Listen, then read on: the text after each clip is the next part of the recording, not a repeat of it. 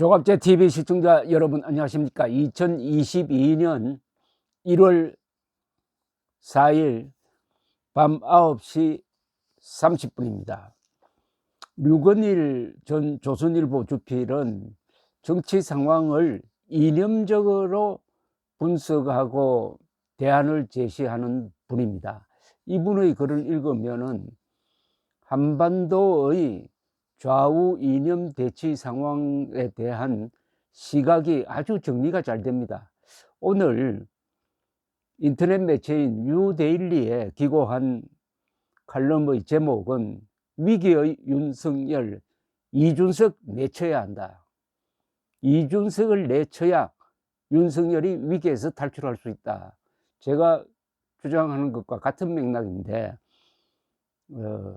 소개를 해드리겠습니다. 부제가 이렇습니다. 정권 교체 위해 반전체주의 자유연합을 꾸려야 한다. 윤석열 국민의힘 후보의 여론조사 지지도가 급속하게 떨어졌다. 오차범위 안팎에서 이재명 더불어민주당 후보에게 뒤졌다. 그를 지지하던 유권자 상당수가 안철수 후보와 지지하는 후보 없음으로 돌아섰기 때문이다. 2030과 자영업자 일부는 이재명 후보 쪽으로 넘어가기도 했다. 이렇게 된 원인은 김건희 리스크와 이준석 리스크, 특히 윤석열이 당선될 경우 국민의힘 당권, 공천권, 인사권에서 밀려나지 않을까 과민한 이준석의 내부 분탕질, 그 회방에 질질 끌려간 윤석열의 리더십 파행이 지지자들을 열불나게 했다. 류건일 선생은 지지율을 가장 깎아내린 자가 바로 이준석이라는 국민의힘 대표라는 점을 분명히 하고 있습니다. 이준석은 그동안 문재인 실정과 이재명 엽기는 공격하지 않으면서 자기 당 후보 윤석열만 드립다 패고 핥히고 헐뜯었다. 실뱀 하나가 온 강물을 흐린다고 했다. 이준석 망둥이 짓이 꼭 그 짝이다. 아군 후보를 흠집내고 적군 후보를 이롭게 하다니, 이게 대체 말이나 되는 소린가? 꼰대질이라고? 그럼 정권 교체 망치는 게 노 꼰대인가? 노는 영어로 썼습니다. 그럼 정권 교체 망치는 게 꼰대가 아니란 이야기냐? 그런데 김형호 전 국회의장은 이준석이야말로 젊은 꼰대라고 했습니다. 이 엉망진창을 배경으로 해서 터진 게 바로 가로세로 연구소의 이준석 성상납 보도였다. 가세현은 검찰 법원 문건, 제보자가 만든 영상물 녹취록에 기초해 이준석이 2013년 대전 유성구 룸살롱 업주로부터 2차례 성상납을 받았다고 했다. 이에 대해 이준석은 그때 그런 상납을 받은 적 없다고 말하지는 않고 그저 그걸로 수사를 받은 적 없다는 식으로 논점을 비켜갔다. 이 논란은 결국 법정 공방으로 넘어갔다. 진보 성향 제야 법조인 신평은 성상납 진위 여하간에 이준석은 당대표에서 사퇴해야 한다고 했다.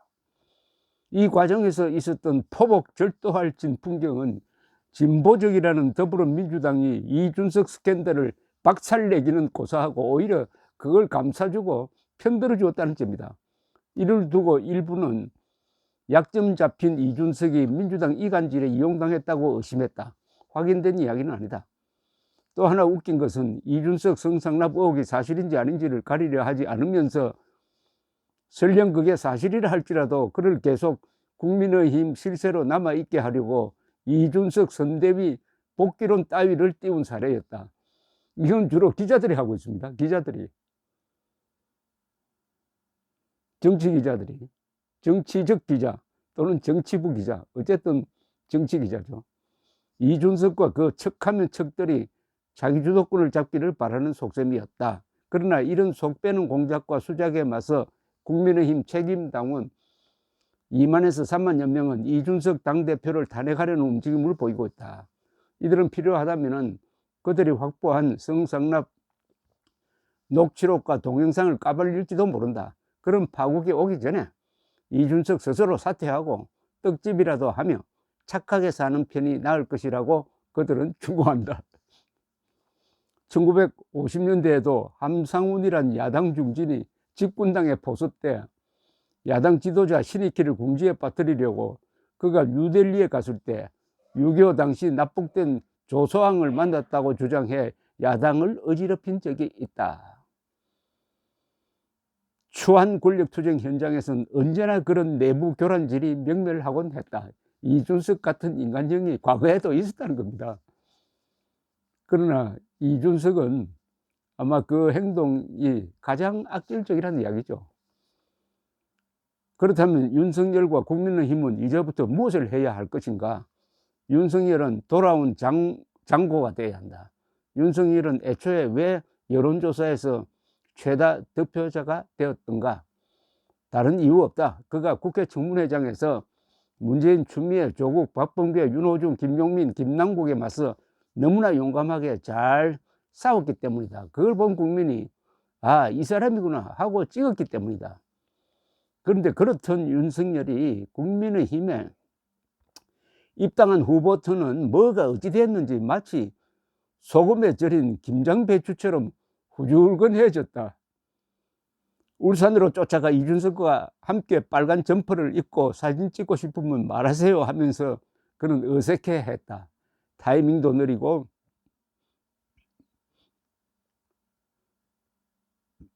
선취하는, 먼저 취한다는 것이죠.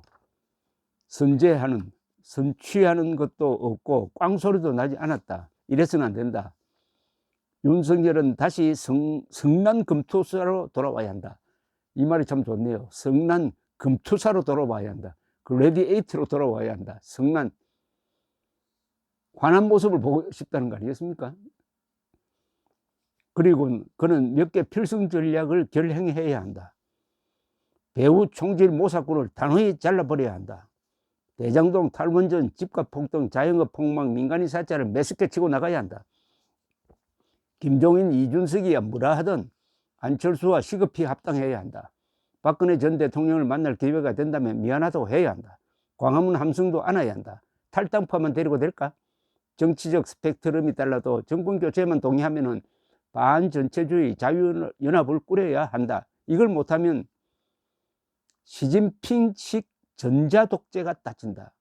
그때야 이런 거였어 하고 기겁할 무심했던 사람들의 대경 실색을 한번 보고 싶다. 바보야 이럴 줄 정 몰랐어.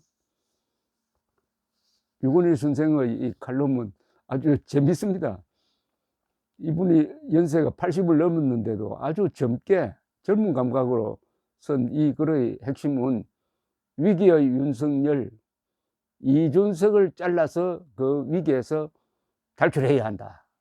이겁니다. 일생일대의 위기이기도 하고 일생일대의 기회이기도 합니다. 내일 좀 드라마틱한 6.29 선언 같은 그런 발표가 있기를 기대합니다. 감사합니다.